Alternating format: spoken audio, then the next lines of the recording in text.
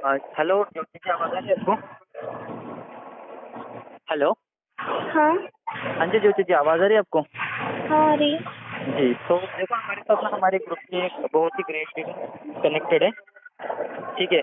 Miss Nida ma'am है, जो आपके ना मतलब जैसे यूपी से बिलॉन्ग करते हैं मैम, ओके? तो देखो मैंने बोला था आपको, मैम का मैंने बहुत प्रीशियस टाइम निकाला है आपसे बात कराने के लिए, क्योंकि ना ये बहुत ही ज़्यादा बिजी होते हैं, ठीक है? जस्ट आपको पता ही भी था जितना बिजी थे, जस्ट मैंने उनका, अभी भी वो बिजी थे फिर भी मैंने उनका टाइम निकाला है, ओके? हाँ जी, तो जस्ट निदा मैम आपको आवाज़ आ रही है? हाँ जी सर, आ रही है। जी जी, first of all good evening, thank you so much आपका टाइम देने के लिए। जी सर, मोस्ट वेलकम। जी, तो देखो मेरे साइड से ना ज्योति मैम कनेक्टेड है, जो आपके यूपी से ही बिलोंग करते हैं। तो मैम मेरे साथ 2 दिन से कनेक्टेड है ओके। एंड इनका लर्निंग एटीट्यूड भी बहुत बढ़िया है एंड बहुत अच्छे से इन्होंने सेशन भी अटेंड किया हुआ है, ओके? तो ओके जस्ट इनको ना क्या करना है, आगे के लिए सिलेक्शन करना है इनका। बाकी देखो आप आपके अकॉर्डिंग आप कंटिन्यू कर सकते हो, ओके? ओके ओके ठीक है। तो जी हेलो, ओके। क्या नाम बताया आपने? ज्योति। ओके। ज्योति। जी जी, गुड इवनिंग ज्योति, कैसे हो आप? नहीं मैम, हम ठीक है। ओके, तो अपने बारे में कुछ बताओगे, आप कहाँ से हो, क्या करते हो? मैम हम वाराणसी से बिलोंग करते हैं और हमने अभी अपना 12th क्लियर किया है। ओके, 12th क्लियर किया आपने, ठीक है। तो आगे का कुछ सोचा है आपने, आगे क्या करना है आपको, क्या नहीं? अभी हमने बीकॉम के लिए अपना एंट्रेंस का पेपर दिया है, रिजल्ट आना बाकी है। अच्छा, मतलब अभी आपने 12th का एग्जाम दिया है, राइट? रिजल्ट नहीं आया अभी तक के? नहीं, 12th का आ गया, बीकॉम का एंट्रेंस हमने दिया है तो उसका रिजल्ट का वेट है। Oh sorry sorry. ओके, चलिए ठीक है, बहुत अच्छी बात है। तो मुझे ये बताइए कि मानिक सर के आपने 2 वेबिनार अटेंड किए, राइट? यस। ओके, तो 2 वेबिनार के रिलेटेड आपका एक्सपीरियंस कैसा जा रहा है? एक्सपीरियंस शेयर करोगे आप मुझसे? बहुत अच्छा था। अच्छा था, थोड़ा ब्रीफ में एक्सप्लेन करोगे, लाइक डे 1 में आपको क्या अच्छा लगा? जैसे सर ने बोला होगा ना, डे 1 के वेबिनार के बाद आपने सर को फीडबैक दिया होगा कि आपको क्या हाँ पॉइंट्स अच्छे लगे, क्या नहीं। तो सेम एज इट इज़ मुझे अपना फीडबैक बताओगे, आपके डे 1 के वेबिनार में आपको क्या अच्छा लगा था? मैम, डे 1 में हमें अच्छा लगा कि हम स्टडी को कंटिन्यू करते हुए पार्ट टाइम वर्क कर सकते हैं ऑब्वियसली। और ओके। हमें कंट्री की करंट सिचुएशन पता चली, हम्म। फ्यूचर एम्प्लॉयमेंट रेट पता चला था। ऑब्वियसली। ओके, और इंट्रोडक्शन का वेबिनार था, तो मानिक सर ने ऑब्वियसली इसमें अपना इंट्रोडक्शन दिया होगा, है ना? तो मानिक सर के बारे में क्या कहना चाहोगे आप? मानिक सर आपको कैसे लगे? बहुत अच्छे थे और बहुत अच्छे से एक्सप्लेन किए थे। अच्छा। हाँ, मतलब इतनी कम एज में, उनकी एज कितनी बताई थी उन्होंने? 21। है ना, जस्ट 21 में उन्होंने इतना कुछ अचीवमेंट किया। 10 लाख प्लस उनकी अर्निंग है ना? तो क्या हर आज के टाइम पे क्या बहुत सारे, मतलब 21 की एज में क्या कोई इतना कर पाता है? एटलीस्ट हमारी नज़रों के सामने हमने जितनों को भी देखा है, 21 25 वाले एज वालों को, उतने उतने लोगों ने तो नहीं किया एटलीस्ट, है ना? तो मानिक सर ने उस चीज़ को किया है तो बहुत ही पसंद आया था। इवन मुझे भी ये चीज़ बहुत पसंद आई थी। ओके। सो डे 2 में आपको क्या अच्छा लगा? डे 2 में जब सर ने लिया होगा डे 2 का वेबिनार, उसमें क्या आपको पसंद आया? मैम, उन्होंने वर्क का कॉन्सेप्ट बताया कि जिसको वेल्थ चाहिए उसे वेल्थ प्रोवाइड करना है, जिसको हेल्थ चाहिए उसे हेल्थ प्रोवाइड करना है। उन्होंने ओके। स्टोरी बताई थी। हम्म। तो सर ने लाइक उसके बारे में बताया होगा, जैसे 95% कैटेगरी और 5% में पैन और उसकी कैप के जरिए। तो वो आप एक्सप्लेन करोगे थोड़ा सा कि उसमें आपको क्या समझ आया था? 95% कैटेगरी कौन सी है, 5% कौन सी है? 95% कैटेगरी है हार्ड वर्क करने वालों की और 5% है स्मार्ट करने वालों की। स्मार्ट वर्क करने वालों की, है ना? क्लियर सेंस कि हार्ड वर्क करने वाले पीपल कभी ओवरकम नहीं कर पाते। ओके। रिजल्ट हमेशा 5% वाले लेते हैं। ऑब्वियसली, बिकॉज देखिए, अगर हार्ड वर्क करने से इंसान आगे बढ़ता ना, तो आज के टाइम पे सबसे ज़्यादा अमीर एक किसान होता, राइट? एक फार्मर होता, बिकॉज उससे ज़्यादा हार्ड वर्क तो कोई भी नहीं करता। तो हार्ड वर्क करने से क्या होता है कि इंसान आगे नहीं बढ़ पाता है, जहाँ वो रहता है वो वहीं पर रह पाता है, उसकी ग्रोथ नहीं हो पाती है ना? तो जैसे इसका बहुत ही बढ़िया एग्जांपल दिया था सर ने, पैन और उसकी कैप का। तो जो पैन होती है, पैन की जो बॉडी होती है, वो 95% कैटेगरी होती है, जिसमें होते हैं हार्ड वर्कर्स। और हार्ड वर्कर्स में कौन लोग आते हैं? जो एम्प्लॉयज़ होते हैं, जॉब पर्सन होते हैं, जैसे जो जॉब कर रहे हैं, ओला, उबर, स्विगी, जोमेटो, ये सारी चीज़ें कर रहे हैं, वो होते हैं 95% कैटेगरी में, जो लोग कर रहे हैं हार्ड वर्क। उसके अलावा 5% कैटेगरी वो है कैप, पैन का कैप होता है ना ऊपर वाला। तो उसमें होते हैं 5% लोग, जो लोग कर रहे हैं स्मार्ट वर्क। और स्मार्ट वर्क में कौन लोग आते हैं? जो बिजनेसमैन, लाइक बिल गेट्स हो गए और एलॉन मस्क हो गए, अंबानी हो गए, ये सारे लोग 5% कैटेगरी में, है ना? तो दुनिया का जो 95% पैसा है ना, वो सिर्फ इन 5% लोगों के पास है, जो लोग स्मार्ट वर्क करके बिजनेस कर रहे हैं। उसके अलावा जो 5% पैसा बच रहा है, उसके पीछे भाग रहे हैं दुनिया के 95% लोग, वही जॉब्स के पीछे, है ना? तो जॉब्स कितनी मिल रही है, वही 5,000 की, 10,000 की, यही सारी जॉब्स मिल रही है हमको, है ना। Yes ma'am. तो इसके सर ने बहुत ही बढ़िया एग्जांपल से बताया था 95% कैटेगरी और 5% कैटेगरी का। तो जिस तरह से सर ने बताया कि पूरा टाइम काम किसका होता है, पेन का होता है ना। कैप क्या होता है, कैप को तो हम निकाल के साइड में रख देते हैं, बट पेन पूरा लिखना उखना का जो भी काम रहता है, सिग्नेचर करनी हो, कहीं पे कुछ करना हो, तो पेन का काम हो रहा है। But end of the time ऊपर ऊपर कौन राज करता है, उसका कैप। अगर हम पेन को पॉकेट में डालते हैं तो नज़र कौन आती है, उसका कैप आता है नज़र, है ना। सेम एज यही होता है कि अगर आप कहीं जॉब करते हो तो फर्स्ट ऑफ ऑल जॉब तो आप कर रहे हो, जो आपका बॉस है वो तो बिजनेसमैन है ना, उसने आप लोगों को जॉब पर रखा हुआ है। तो आप जॉब करते हो पूरा टाइम, मंथली पूरा पूरा महीना भर आप मेहनत करते हो। एंड ऑफ द मंथ जब प्रॉफिट डबल होता है ना, तो लोग ये नहीं कहते हैं कि आपके एम्प्लॉयज़ ने काम अच्छा किया। क्या कोई कहता है कि आपके एम्प्लॉयज़ ने काम अच्छा किया? लोग तो यही कहते हैं ना बॉस को कि भाई तुम्हारा काम तो बड़ा सही चल रहा है, तुम तो बड़े डिमांड में चल रहे हो, है ना। तो वही मतलब है कि मेहनत हमारी होती है, बट हो रहा है किसका है, लाइक क्रेडिट किसको जा रहा है, बॉस को जा रहा है। इवन अगर बात की जाए सपनों की, तो धीरू भाई अंबानी ने एक बात कही थी, अगर आप अपने सपनों को पूरा करने की कोशिश नहीं करोगे तो कोई और आपको नौकरी पर रख लेगा उसके सपने पूरे करने। तो जैसा मैंने बताया, महीना भर मेहनत आप कर रहे हो, डबल प्रॉफिट अगर होता है तो क्या वो आपको सैलरी से बढ़ा के पैसे देता है बॉस, कि हाँ भाई तुमने ज़्यादा काम किया तो लो तुम बढ़ा के पैसे ले लो? नहीं देता है। क्यों? बिकॉज इंटरव्यू में ये डील हुई रहती है कि हाँ तुम 10,000 पे या 12,000 पे तुम जॉब करोगे, तुम्हारी सैलरी फिक्स है, तो तुम कितना ही प्रॉफिट करके दे दो उसमें तुम्हारा कुछ भी प्रॉफिट नहीं है, क्योंकि तुम्हें मिलने वाले तो 10,000 ही है, 12,000 ही है जो तुम्हारी फिक्स है ना। बट जब उसका जो एक्स्ट्रा प्रॉफिट हो रहा है उससे वो क्या करता है बॉस, या तो वो अपने बेटे को बाइक दिला रहा है, या आईफोन दिला रहा है, या कुछ न्यू बिजनेस स्टार्ट कर रहा है, या अपनी वाइफ को ज्वेलरीज दिला रहा है। कहने का मतलब ये कि वो अपने सपने कुछ पूरे कर रहा है ना। मेहनत किसकी है, सपने किसके पूरे हो रहे हैं यहाँ पर? मैंने 95% फॉलो किया और सपने पूरे 5% फॉलो किए। ऑब्वियसली मेहनत हमारी हो रही है, सपने उनके पूरे हो रहे हैं। तो जब सपने पूरे करने ही है तो दूसरों की क्यों करने हैं, खुद के करो ना। मेहनत तो हर किसी में है, मेहनत तो दोनों सपने पूरे करने में है, चाहे वो तुम दूसरे के करो चाहे अपने करो। तो मेहनत जब लगी रही है तो अपने सपनों को पूरा करने की कोशिश करो ना, अपने आप को ब्रांड बनाओ, है ना। तो ओके, सो ये 95% कैटेगरी का हो गया, 95% और 5% कैटेगरी का। उसके बाद अगर बात की जाए तो सर ने कंपनी के बारे में बताया होगा, लाइक फॉरएवर लिविंग के बारे में। तो उसके बारे में आपको क्या पता चला कुछ ऐसा, लाइक कंपनी कब स्टार्ट हुई, कहाँ किसने स्टार्ट किया, ये सारी बातें थोड़ा सा एक्सप्लेन करोगे आप? क्या? कंपनी के बारे में थोड़ा एक्सप्लेन करोगे, जो सर ने थोड़ा प्रेजेंटेशन दी होगी फॉरएवर लिविंग के बारे में। कंपनी कहाँ का ब्रांड है ये फॉरएवर लिविंग? अमेरिका। अमेरिका का, है ना। और स्टार्ट कभी हुआ था, कभी स्टार्ट हुआ, किसने स्टार्ट किया, पता है आपको? No ma'am. नहीं पता है, ओके कोई बात नहीं, मैं आपको बता देती हूँ। जैसे अमेरिका के एक पर्सन थे मिस्टर रेक्स मोगन सर, उन्होंने 13 मई 1978 में अमेरिका के एरिजोना में फॉरएवर लिविंग को स्टार्ट किया था। ओके, तो जब उन्होंने स्टार्ट किया था ना, उस वक्त उन्होंने एक कमिटमेंट ली थी कि आने वाले टाइम में अनएम्प्लॉयमेंट बहुत बढ़ जाएगा और लोगों को हेल्थ और वेल्थ की इशू होगी। ठीक है, तो अगर बात की जाए हेल्थ और वेल्थ की तो कोविड-19 ने हमें बता दिया कि हमें हेल्थ और वेल्थ कितना इम्पोर्टेंट है ना। एटलीस्ट हेल्थ तो हमारे लिए बहुत इंपॉर्टेंट है, बिकॉज 2 साल लॉकडाउन में सारे काम बंद थे, सिर्फ एक ही काम स्टार्ट था, हॉस्पिटलाइज का, है ना। सिर्फ हॉस्पिटल्स और मेडिकल्स चालू थे। क्यों? बिकॉज वो हमारी हेल्थ के लिए था, इसके लिए। तो आज के टाइम पे बीमारियां बढ़ रही है या कम हो रही है? बढ़ रही है। ऑब्वियसली बढ़ रही है, बिकॉज पॉल्यूशन बढ़ रही है ना, पॉल्यूशन बढ़ता जा रहा है तो बीमारियां भी बढ़ रही है। कल को कोविड आया था, अब कल किसने देखा है कल कौन सी बीमारी आ जाए? पिछले 2 साल लॉकडाउन था, क्या पता आने वाले 4 साल में लॉकडाउन लग जाए, है ना। तो वही चीज़ें, हेल्थ हमारे लिए बहुत इंपॉर्टेंट है, इवन वेल्थ भी हमारे लिए इम्पोर्टेंट है, बिकॉज जिसके पास हेल्थ थी उनके पास वेल्थ नहीं थी, वो लोग राशन के लिए यहाँ दौड़ रहे थे, है ना। और उसके बाद बात की जाए अनएम्प्लॉयमेंट की, तो हमारे इंडिया की पॉपुलेशन कितनी है पता है आपको? अप्रोक्स 2 करोड़ 2 बिलियन है वो। सॉरी क्या 2 आपने? Billion, approx 2 billion almost. 140 crore plus है ना। 140 करोड़ प्लस हमारी इंडिया की जो है आबादी है। तो उसमें से 140 करोड़ लोगों में से हर साल मतलब 1 करोड़ लोग तो ग्रेजुएट होते ही होंगे, जाहिर सी बातें होते होंगे, है ना। बिकॉज हमारा इंडिया जो है सिंगल ऐसी कंट्री है जहाँ पर बहुत ज़्यादा यंगस्टर्स है ना, बहुत ज़्यादा 18 to 25 के बहुत ज़्यादा यंगस्टर्स हमारे इंडिया में, और उनमें पोटेंशियल भी है, वो उस लायक भी है। बट क्या है कि कहीं ना कहीं वो रिस्क लेने से डरते हैं, उनको स्टार्टअप्स नहीं करना होता है ना। तो उनको करना होता है जॉब, जो होता है कंफर्ट जोन।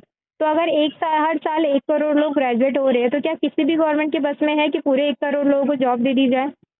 नो मैम, वो भी हर साल नो। नहीं है ना।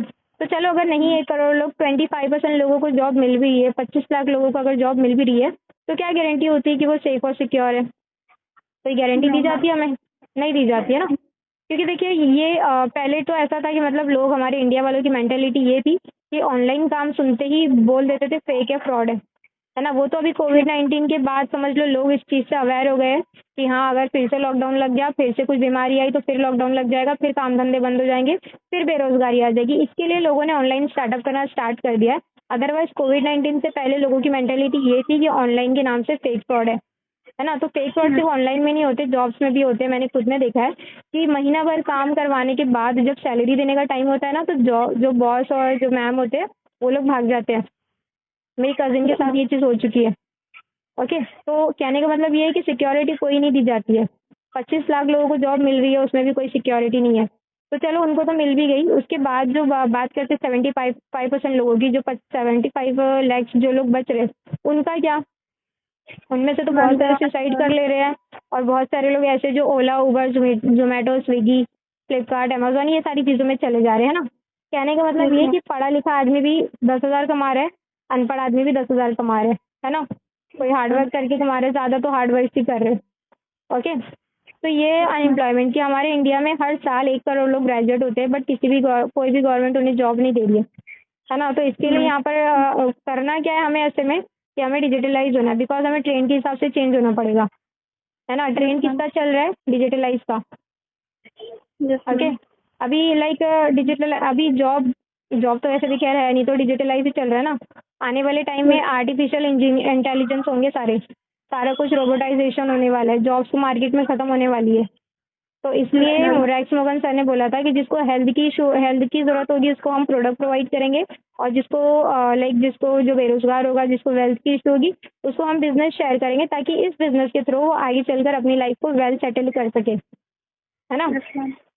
ओके, तो मुझे ये बताइए कि आगे चलने के लिए, तो यहाँ पर आने के लिए आपको एक रीज़न लेकर आना होता है कि आपको फॉरएवर क्यों करना है। तो क्या रीज़न लेकर आए हो आप फॉरएवर करने का? मैम, मेरे को सेल्फ डिपेंडेंट बनना था, सेल्फ और मेरे डिपेंड को होना है पार्ट आपको। टाइम ओके, करना था, क्या करना था? और मेरे को पार्ट टाइम वर्क करना था, प्लस सेल्फ ओके, इंडिपेंडेंट बनना था, और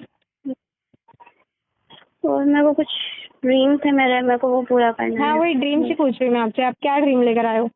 बिकॉज ड्रीम्स के बिना तो आप नहीं कर सकते हो। तो ड्रीम क्या है आपके, बताओगे आप मुझे?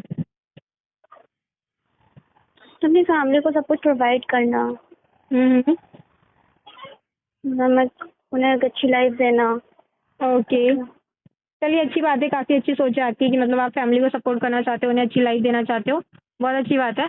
सो देखिए, रीज़न अगर मैं आपको बता दूँ कि अगर आप यहाँ पर रीज़न लेकर आओगे तो ही आप यहाँ पर आगे ग्रो कर पाओगे, और इवन आपको रीज़न बहुत बड़ा लेकर आना है। छोटा मोटा रीज़न लेकर आओगे तो पहुँचोगे, बट लेट पहुँचोगे। सक्सेस हो गया बट लेट सक्सेस हो गए। अगर आपको जल्दी कामयाब होना है इस फील्ड में, चाहे कहीं पे भी, तो आपको पहले रीज़न लेना होगा। लाइक रीज़न इतना बड़ा होना चाहिए ना कि अगर आप किसी को बताओ तो इंसान सामने वाला आपको पागल बोले, ये तो पागल हो गया।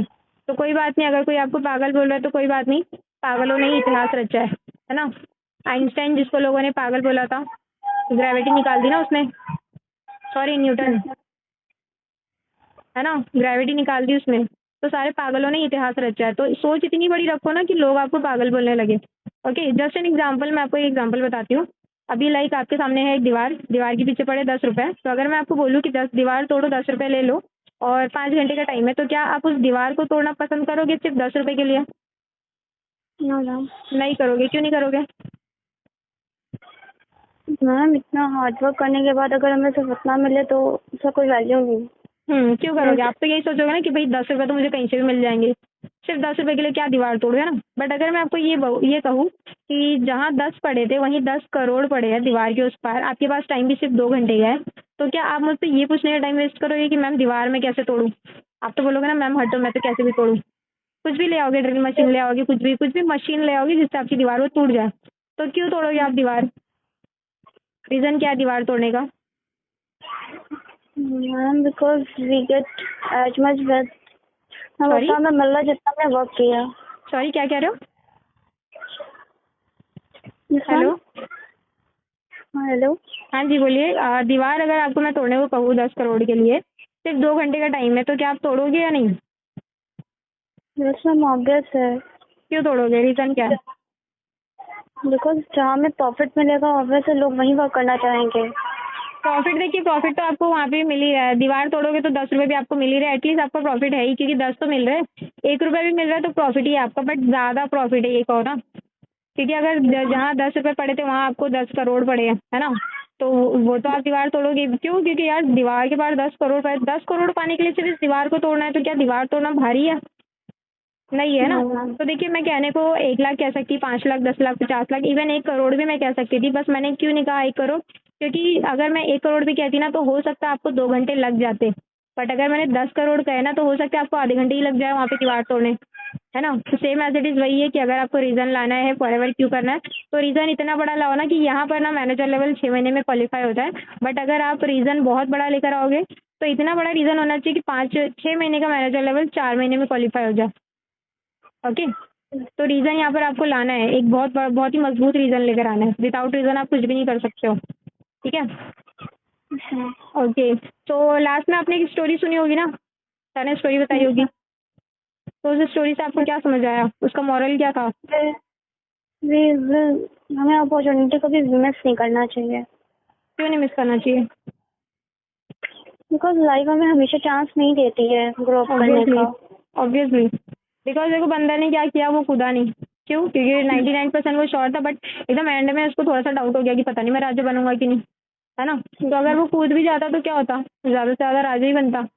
ऐसा तो नहीं होता मगरमच्छ बन जाता, मेंढक कछुआ कुछ बन जाता, या तो राजा रहता या तो बंदर ही बन के बाहर निकलता, है ना? तो सेम एज इट इज़ वही है कि अगर आप लाइफ में आगे बढ़ना चाहते हो कि मतलब कुछ करो, तो अपॉर्चुनिटी वो होती है ना कि अपॉर्चुनिटी का मतलब क्या है।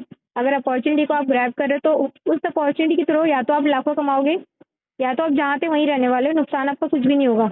इवन आपको इन्फॉर्मेशन, आपको नॉलेज हो जाएगी, और आपकी स्किल्स अच्छी हो जाएगी, और इसके अलावा आपका कॉन्फिडेंस बढ़ जाएगा।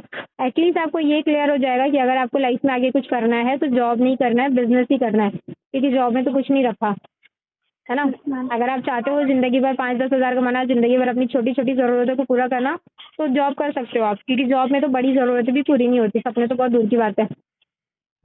ओके, तो अपॉर्चुनिटी को कभी भी मिस नहीं करना चाहिए। तो मुझे ये बताइए कि अगर यहाँ पर अगर आप आ रहे हो तो कौन सा कैरेक्टर लेकर आना चाहोगे, बंदर वाला या बंदरिया वाला? बंदर। ऑब्वियसली ना। तो देखिए, कूदना होता है, कूद जाओ 99% सॉरी 100% श्योर हो के, जाहिर सी बात है बंदरिया रानी बन के बाहर निकलोगे, या तो बंदरिया बन के ही निकलोगे, कुछ नहीं करोगे, वापस जाओगे घर को ना। बट ऐसा नहीं करना है, कूदोगे जाहिर सी बात है आप रानी बनकर निकलोगे, ठीक है? तो ये फील्ड ऐसी है ना कि यहाँ पर आपको 100% पॉजिटिव हो रहना है। अगर आप 99% पॉजिटिव हो, 001% भी नेगेटिव हो, तो भी हो सकता है आप कहीं ना कहीं लाइक कर जाओ। बहुत से लोग मिलेंगे आपको जो आपको भड़काएंगे, बट काम आपका क्या है, अपने अपने माइंड से सोचो ना। आपकी लाइफ है, आप मैच्योर हो, फैसले अच्छे बुरे की परख आपको है, तो आप उस चीज़ को सोचो। लोग वो कहेंगे कि फेक है, फ्रॉड है, बट जो ट्रेनिंग आप ले रहे हो वो कोई दूसरा नहीं ले रहा है, ठीक है? तो उस चीज़ से कभी भी दूसरों की बातों में आकर कभी इस चीज़ को गिव अप मत करना, ओके मैम। ठीक है? तो वही है। बाकी मुझे ये बताइए कि आपने जो वेबिनार देखा डे 1 डे 2 दोनों भी लाइव देखा था आपने? Yes ma'am. ओके, तो डे 1 में कितने पार्टिसिपेंट्स थे? अप्रॉक्स 1000। 10,000। ओके, उसके अलावा मैं आपको बता दूं कुछ 5 to 600 ऐसे थे जो सीट फुल होने की वजह से यूट्यूब पर लाइव देख रहे थे, ठीक है? और डे 2 में यस कितने थे? मैम। डे 2 में भी देखा होगा आपने। Approx 600 to 700। हाँ जी, तो आपने सोचा होगा ना कि डे 1 में इतने सारे फिर डे 2 में इतने कम क्यों? मानिक सर ने रीज़न भी बताया होगा डे 1 में। मानिक सर ने बोला था ना कि सारे लोग सेलेक्ट नहीं होने वाले। Yes ma'am. ओके, तो उससे कहने का मतलब ये है कि सीधी सिंपल सी बात है, यहाँ पर हम डील करते हैं सिर्फ क्वालिटी पर, ना कि क्वांटिटी पर, ठीक है? बिकॉज अगर क्वांटिटी पर डील करते तो जो डे 1 के लिए थे वो सारे डे 2 के लिए भी होते, बट वही सीधी सी बात है कि हमें क्वालिटी वाले पर्सन चाहिए होते हैं जिनमें कॉन्फिडेंस लेवल हो, लर्निंग एटीट्यूड हो, जो यहाँ पर टाइम दे सके सीखने के लिए, समझने के लिए। ओके, बाकी सर ने आपके बारे में मुझे बहुत सारी बातें बताई थी, जिस तरह से बताया था आप बहुत डेडिकेट पर्सन हो, तो मुझे सीरियसली आपसे बात करके लगा कि आप डेडिकेट पर्सन हो। आपने वैसे फीडबैक भी मुझे दिए, तो बाकी सर से पूछते हैं। सर, वॉइस आ रही है आपको मेरी? हाँ जी, आ रही है। तो सर, आगे के लिए अभी आपके पास कितने पर्सन हैं? अभी मेरे साइड मैम 12% है, मानी सर के अकॉर्डिंग मेरे पास जस्ट 3 सीट्स हैं। हाँ जी, मानी सर के अकॉर्डिंग तो 3 सीट्स है। बाकी हाँ मैम जी। के बारे में आपने जो भी बताया सीरियसली मैंने भी वो सारी चीज़ें नोटिस की। बहुत अच्छा लगा मैम से Okay. बात करके।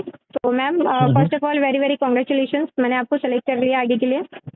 Okay, thank you ma'am. तो जी मोस्ट वेलकम। सो अभी देखिए यहाँ पर क्या होता है ना, मानिक सर का एक ऑफिशियल ग्रुप होता है जिसमें आपको ऐड किया जाएगा। उसमें ऐड करने के लिए आपको 12 डिजिट की आईडी लगती है, मानिक सर ने आपको बताया होगा राइट। आपकी आईडी बनती है, तो वो आईडी बनने के लिए आपको आधार कार्ड, पैन कार्ड, आपकी ईमेल आईडी, आपकी मम्मी का नेम और आपकी एक फ़ोटो सर को सेंड कर दीजिए। बाकी सर आपको आगे की चीज़ें बता देंगे, ठीक है। तो सर आप इनके Okay, डॉक्यूमेंट्स वगैरह लेकर इनको ग्रुप में ऐड करा के ट्रेनिंग दे दीजिए, ओके। आप ग्रुप के हाँ रूल्स ओके वगैरह भी मैम, ठीक बता है। दीजिएगा, ठीक है, देखिए ओके। ओके। तो ठीक है, आप लोग कंटिन्यू करो, ओके। जी मैम, ओके, बाकी थैंक यू सो मच आपका वैल्यूएबल टाइम देने के लिए। जी जी मोस्ट वेलकम सर, बाय। जी जी।